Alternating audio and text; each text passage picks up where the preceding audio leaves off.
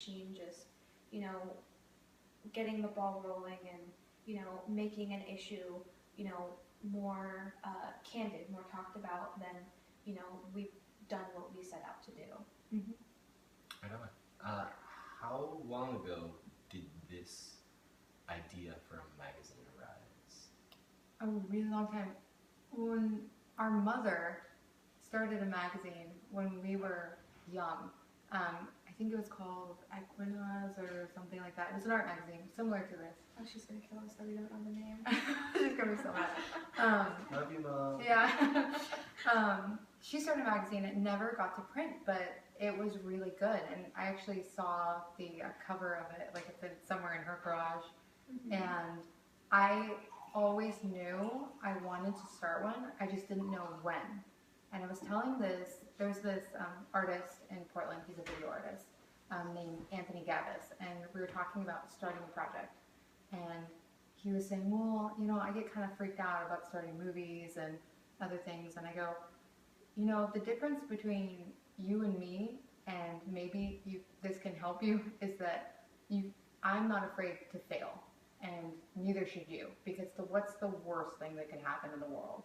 We start a magazine and it fails. It doesn't It's sell. an awesome experience. Yeah, it is. Even if we fail, we're just gonna keep going. Yeah. If no one likes it, we're still gonna keep producing it, and Right. It's like, it's strange, but it's kind of like punching through a wall over and over and over again. If you keep punching, eventually you're gonna hit the other side. I mean, you could stop, but then then you just have this big hole in the wall. And your hands really hurt. Yeah. And it was not for anything. Exactly. So you just have to not be afraid to fall flat on your face. You just have to keep on going. And that's the thing, I think, with both of us, is that we have this inability to quit things. We've done full projects that have lasted years, and we've always finished them and we've come out on top. But sometimes it's taken a long time, and sometimes people have been like, oh, are you going to finish that project? But you just have to go, yes, all in good time. I will. Yeah, that's kind of, it's something that we've sort of gotten from all sides, is that, we've kind of always been the weird artist kids. And we were homeschooled. I don't relate with you at all. I don't know what you're talking about. We were homeschooled. It was so bad. It was so bad. But all we had was each other. And just like within our family, like we were always the people that they're like, I don't know what's gonna go on there. I think you need to watch out. I mean, you need to put those children in school. You need to do this or that, But every little step, every failure or accomplishment, is outlandish as some of them have maybe seemed from the outside. I think that every step I've gotten something new, from it. So I think that I've been able to, take something away from every step, I think the magazine is a lot like that, in that learning, like taking every little piece of something, from the philosophical point of view to the political to the artistic, taking all artists from all walks of life and taking something and making this beautiful whole picture out of it, As whole as we can. As whole as we can. Yeah. I was going to say something. When was the sushi restaurant conversation when you were like, we should do a magazine? That was like a month. Was it 2 months ago? Was it? Yeah. It was 2 months ago. Yeah, because I came back from school. It was because we wanted to do our first issue on the first, but by the time we had kind of worked it out, that was like a month and a half ago. It was like too late to to get. We were actually ready. I remember because I was in class, and this one artist, I will not say her or his name, made a derogatory comment about my work, and they're like, oh, you never finished anything. And I was like, I'm going to make a magazine. And then and I was super set on it. These probably weren't the exact words. But you know what I mean? But there's a connection. But you know what? It clicked in this way because we've created these long-term projects.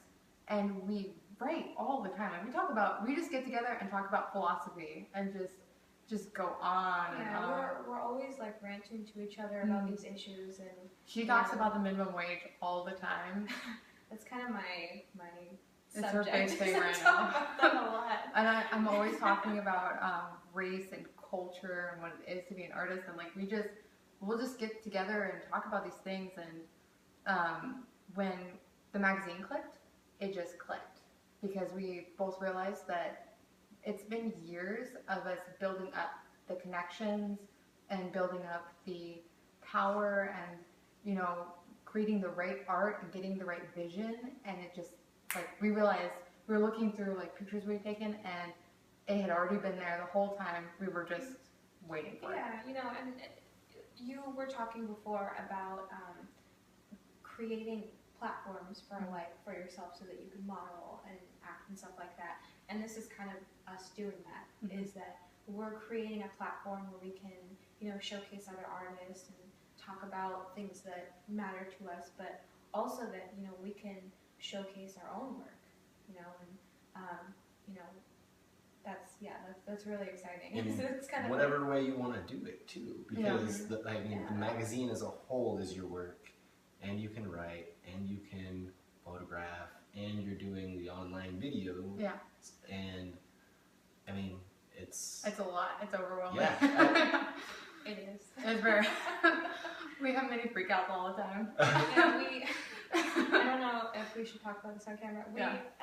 Yesterday we were painting the garage so that we could have this like a full studio because and we're getting we ready. had a yelling match about something small, and which ended with me going, "Can I paint the wall now?" And I'm like, I'm holding a roller. I want to put some paint on it.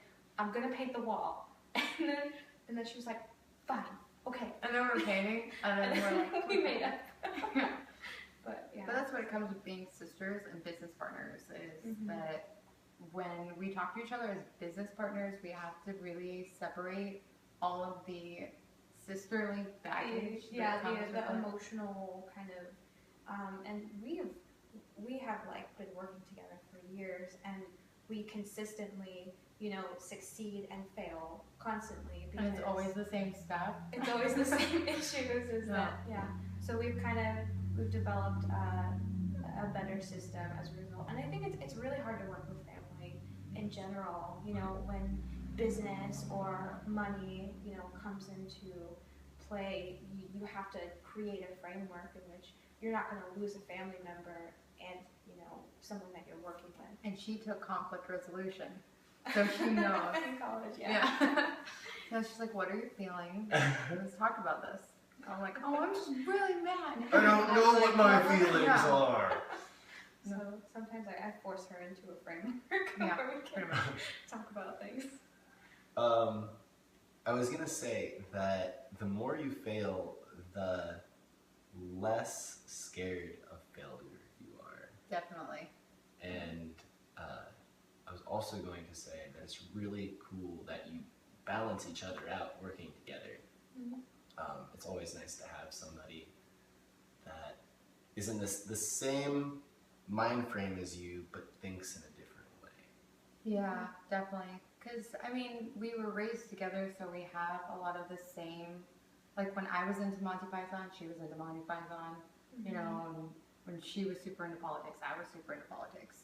But When you were into anime, I was into oh anime. yeah, I'm still into anime. I'm still in there.